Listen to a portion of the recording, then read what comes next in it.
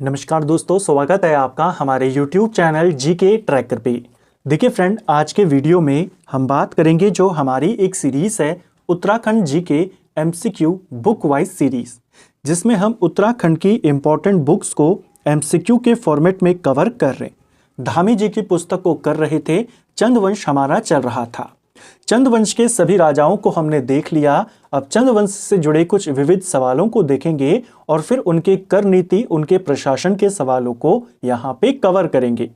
इस सीरीज की अभी तक हम 12 क्लासेस कवर कर चुके हैं।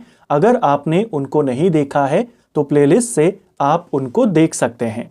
आज आपकी उत्तराखंड की जो प्रीवियस ईयर क्वेश्चन है 2023 से 2025 के मध्य के, उनका एक मास्टर वीडियो चैनल पे आना था, लेकिन कुछ कारणों की वजह से वीडियो अभी नहीं आ पाई। 1 से 2 दिन का समय उसमें और लगेगा और उतने दिनों में 1 से 2 दिन में आपको वो वाला वीडियो मिल जाएगा।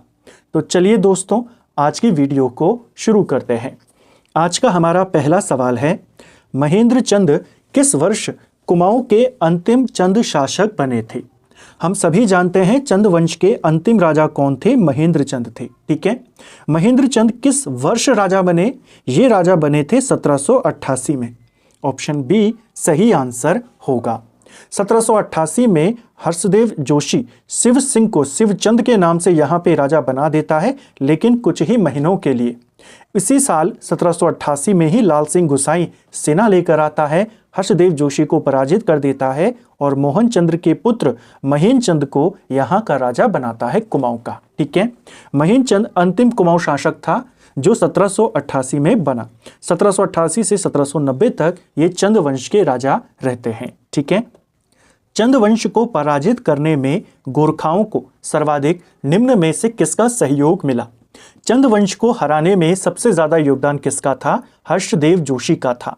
हर्षदेव जोशी को कुमाऊं का चाणक्य भी कहते हैं, कुमाऊं की राजनीति का अलवरिक भी इसको कहा जाता है, कुमाऊं का किंगमेकर भी इसको कहते हैं। और राहुल सांकृत्यायन ने हर्षदेव जोशी को विभीषण कहा है, इसको भी आपने ध्यान रखना है। ठीक है, महेंद्र चंद उस समय कुमाऊं के राजा थे। नेपाल के अंदर क्या स्थिति थी? आपसे सवाल पूछा जाता है कि जब गोरखाओं ने कुमाऊं को जीता, उस समय गोरखा शासक कौन था? नेपाल का राजा कौन था? रण बहादुर शाह उस समय राजा था। ठीक है, उस समय नेपाल का प्रधानमंत्री कौन था? भीमसेन थापा, ये नेपाल का प्रधानमंत्री था। ठीक है, कुमाऊं आक्रमण के समय महेंद्र चंद को हवाला बाग के युद्ध में गोरखों के द्वारा पराजित कर दिया जाता है और कुमाऊं पर अधिकार कर दिया जाता है। गोरखाओं को हमले का जो निमंत्रण दिया था या गोरखाओं को जो बुलाया था आक्रमण के लिए, वो हर्षदेव जोशी ने ही बुलाया था। ठीक है, अगला, चंद्रवंश के विभाजन के बाद बनी 2 शाखाएं कौन सी थी? 1790 के बाद चंद्रवंश तो समाप्त हो गया कुमाऊं से, लेकिन पूरी तरीके से समाप्त नहीं हुआ। 2 शाखाओं में यहां बट जाता है। ठीक है, 2 शाखाएं कौन कौन सी थी? एक थी अल्मोड़ा शाखा और दूसरी को कहा गया काशीपुर शाखा। ठीक है, बेसिकली उस समय 2 इंपॉर्टेंट चंद मौजूद थे, एक था महेंद्र चंद और एक था लाल सिंह गुसाई। ठीक है, लाल सिंह को कुछ जगहों पे मोहन चंद का भाई बताया गया है, कुछ जगहों पर महेंद्र चंद का भाई बताया गया है। ठीक है, पहला रेफरेंस यह है कि जो लाल सिंह गुसाई था ये मोहन चंद का भाई था, यानी महेंद्र चंद का चाचा। जब ये गोरखाओं से पराजित हो जाते हैं तो कहा जाता है दोनों में मतभेद हो जाते हैं, दोनों का विभाजन यहाँ पे हो जाता है। चंद्रवंश 2 शाखाओं में बट जाता है। महेंद्र चंद के परिवार को अल्मोड़ा शाखा कहा गया और लाल सिंह का जो परिवार था उसे काशीपुर शाखा कहा गया। ठीक है, बेसिकली 1790 में हवाला बाग के युद्ध के बाद जो महेंद्र चंद था, अवध के नवाब के पास ये चले जाते हैं। अवध का नवाब इनको तराई क्षेत्र में कुछ गांव जागीर के रूप में दे देता है। उसी शाखा को जो वहां पे शासन कर रही थी उसे अल्मोड़ा शाखा कहा गया, जिसका संबंध किससे था? महेंद्र चंद से। और जो लाल सिंह वाला परिवार था, लाल सिंह जहां पे शासन करना शुरू करते हैं काशीपुर से। बाद में लाल सिंह के ही वंशज होते हैं कौन? वो थे गुमान सिंह, जिनके दरबार में रहते थे गुमानी पंत। सवाल बनता है। ठीक है, अगर हम अल्मोड़ा शाखा की बात करते हैं, इसमें इंपॉर्टेंट शासक कौन कौन हुए? तो इसमें महेंद्र चंद के बाद प्रताप चंद राजा बनते हैं। अंग्रेज इनको तराई के साथ साथ मुरादाबाद के कुछ गांव जागीर के रूप में देते हैं और ये वहीं से शासन करने लगते हैं या वहीं पर ये अपना काम चलाते हैं। ठीक है, प्रताप चंद के बाद राजा बनते हैं नंद सिंह। ठीक है, महेंद्र चंद के बाद प्रताप, प्रताप के बाद राजा नंद सिंह। नंद सिंह जो थे ये ब्रिटिश काल में डिप्टी कलेक्टर भी रहे थे। तो चंदों के कौन से वंशज डिप्टी कलेक्टर बने थे? नंद सिंह बने थे। नंद सिंह के बाद कहा जाता है भीम सिंह गद्दी पर आए थे। ये भीम सिंह वही हैं जब अल्मोड़ा में डिबेटिंग क्लब बना था उसके संरक्षक बनाए गए थे। तो पूछा जाएगा ये कौन से शाखा से संबंधित थे, काशीपुर या अल्मोड़ा? ये अल्मोड़ा शाखा के थे। ठीक है।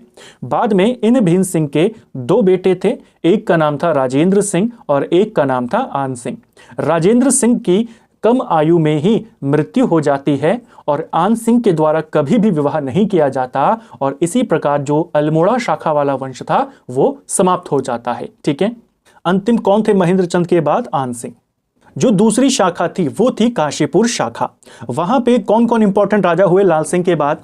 लाल सिंह के बाद अगले इंपॉर्टेंट राजा हुए गुमान सिंह, जिनके दरबारी थे गुमानी पंत, और दूसरे राजा हुए शिवराज सिंह। शिवराज सिंह ने 1857 के युद्ध में अंग्रेजों का सहयोग किया था। सवाल बनता है किस चंद राजा ने किया था? अब हमने ज्यादातर किताबों में क्या देखा है कि 1790 तक का ही उल्लेख है। धामी जी की पुस्तक में उससे आगे की भी बात कही गई है, चंद वंशजों के बारे में बात कही गई है। 1757 के युद्ध में क्रांति में शिवराज सिंह उस समय काशीपुर शाखा के राजा थे जिन्होंने अंग्रेजों का सहयोग किया था। ठीक है। अगला, जहांगीर नामा के अनुसार किस चंद राजा के राज्य में सोने की खान थी? तो विविध सवालों को हम देखेंगे, चंदों के प्रशासन को देखेंगे। जैसे मैंने कहा था जहांगीर नामा में किस चंद राजा के पास सोने की खान है ये बताया गया है। ये लक्ष्मी चंद के बारे में बताया गया है। ऑप्शन ए सही आंसर होगा। जहांगीर नामा में लक्ष्मी चंद का उल्लेख है। लक्ष्मी चंद जहांगीर से दो बार मिला था, साल 1612 में और 1621 में। लक्ष्मी चंद को सबसे धनी राजा बताया गया है जहांगीर नामा में। ठीक है।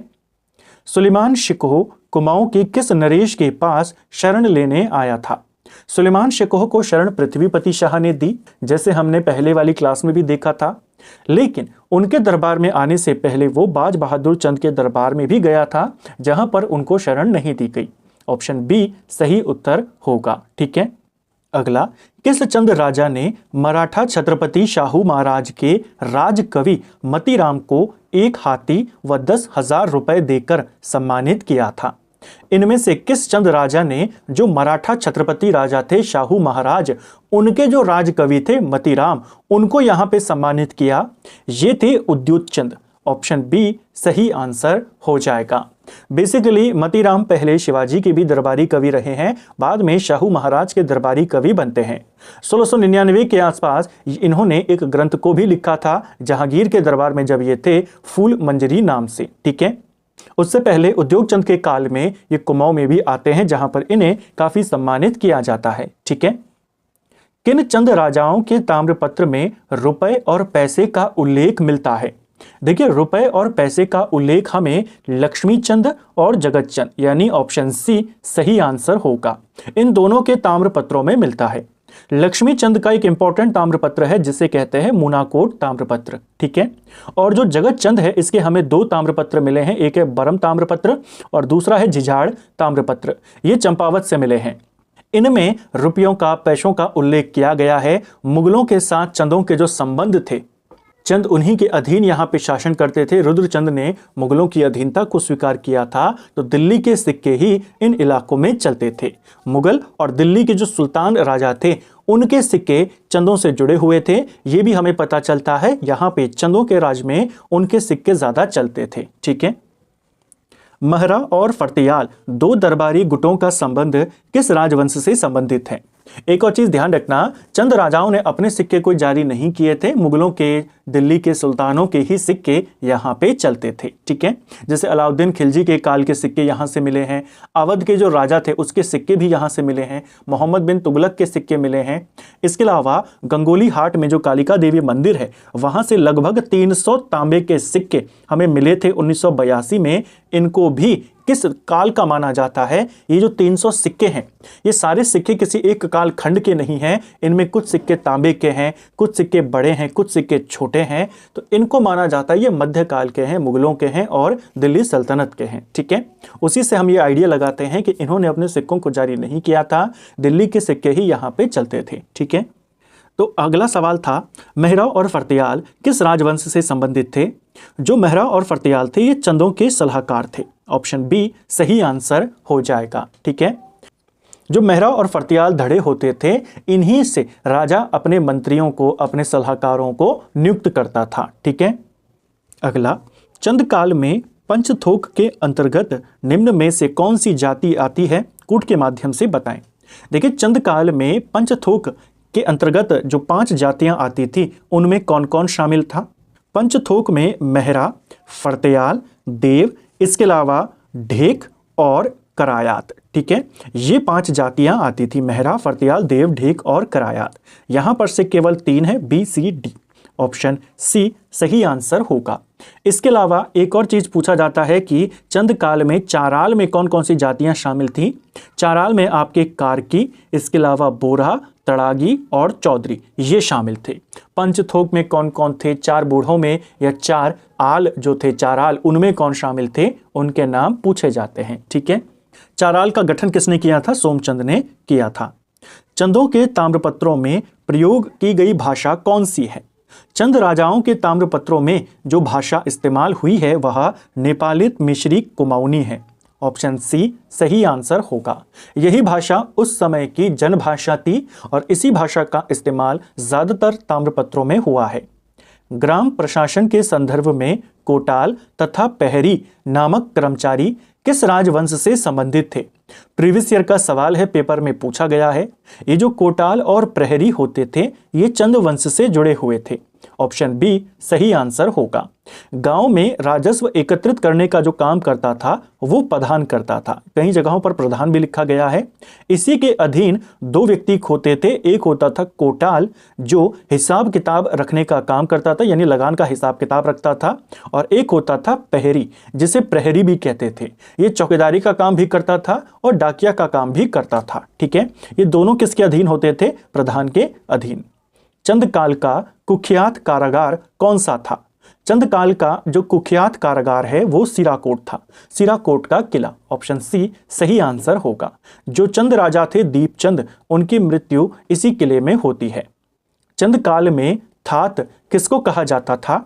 चंद काल में जो थात है ये भूमि के लिए इस्तेमाल होता था और भूमि के मालिक को क्या कहा जाता था, भूमि के मालिक को थातवान कहते थे। ठीक है, इसे भी ध्यान रखना। जो भूदास होते थे उनको क्या कहा जाता था, उनको कैनी कहा जाता था। ठीक है, चंदों की 36 रकम 32 कलम की व्यवस्था का उन्मूलन किसने किया था। चंद काल में कहा जाता है कि टोटल 68 प्रकार के टैक्स लगते थे, जिनको 36 रकम 32 कलम कहते थे। इनको खत्म करने का काम गोरखा शासकों ने किया था। ऑप्शन बी सही आंसर हो जाएगा। ठीक है, चंद काल में नगद के बदले दिया अनाज क्या कहलाता था। चंद काल में नगद के बदले में जो अनाज दिया जाता था उसे कूत कहते थे। ऑप्शन ए सही आंसर होगा। चंद काल में बेसिकली जो नगद कर होता था उसे कहा जाता था सिरती।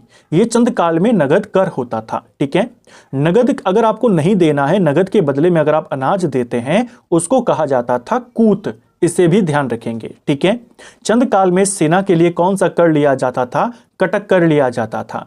राज सेवकों के लिए स्यूक कर लिया जाता था। ठीक है, चंद काल में सिरती क्या था, तो सिरती क्या था, एक प्रकार का भूमि कर था। Option D. और कैसे लिया जाता था, नगद। ठीक है, चंद काल में राज सेवकों के लिए कौन सा कर लिया जाता था। देखिए, राज सेवकों के लिए कौन सा टैक्स लेते थे चंद काल में, अभी हमने देखा स्यूक कर लेते थे। ऑप्शन सी सही आंसर होगा। जो साहू कर था ये लेखकों के लिए लिया जाता था, इसे साउली के नाम से भी जाना जाता है। ठीक है, जो टांड कर था ये बुनकरों से लिया जाता था। ठीक है, और जो मेझारी कर था ये कामगारों से लिया जाता था। ठीक है, चंद काल में बाजनिया कर किसके लिए लिया जाता था, ये भी पेपर में पूछा गया है। 2 इंपॉर्टेंट टैक्स थे चंद काल में, एक है आपका बाजदार और एक है आपका बाजनिया। ठीक है, जो ये बाजदार वाला कर होता था ये किसके लिए लिया जाता था, बाजदार महाजनों के लिए लिया जाता था, यानी इसके लिए। जो बाजनिया होता था ये राजनीतिकों के लिए होता था। बाजनिया ही पूछा है। ऑप्शन डी सही आंसर हो जाएगा। ठीक है, चंद वंश में प्रजा के प्रशासनिक विभाजन के सामान्य प्रजा को निम्न में से क्या कहा जाता था। चंद काल में सामान्य प्रजा के लिए पौरी 15 बिस्वा कहते थे। ऑप्शन डी सही आंसर हो जाएगा। ठीक है, चंद काल में अलग अलग वर्गीकरण किया गया, समाज का नए रूप में उसे स्थापित किया गया, अलग अलग उपनाम नाम उनके रखे गए। बाद में जो सामान्य जनता बची उसे कहा जाता था पौड़ी 15 बिस्वा। चंद राजा की निजी वस्तुओं का संरक्षक कौन होता था? चंद राजाओं की जो निजी वस्तुएं होती थी उनके संरक्षक को सेजियाली कहते थे। ऑप्शन ए सही आंसर हो जाएगा। ठीक है, यहां से भी सवाल बन जाता है, इसको भी ध्यान रखेंगे। तो फ्रेंड्स, ये था हमारा आज का वीडियो जिसमें हमने चंद वंश के 20 इंपॉर्टेंट सवालों को देखा। इनके करों से रिलेटेड, इनके प्रशासन से रिलेटेड और सवालों को अगले वीडियो में करने का प्रयास करेंगे। उम्मीद करता हूं आपको आज का वीडियो पसंद आया होगा। अगर आपको ये वीडियो पसंद आई है तो वीडियो को लाइक करें, चैनल पर नए हैं चैनल को सब्सक्राइब करें, अपने दोस्तों के साथ शेयर करें। वीडियो आपको कैसा लगा कमेंट बॉक्स में हमें ज़रूर बताएं। Thank you friends.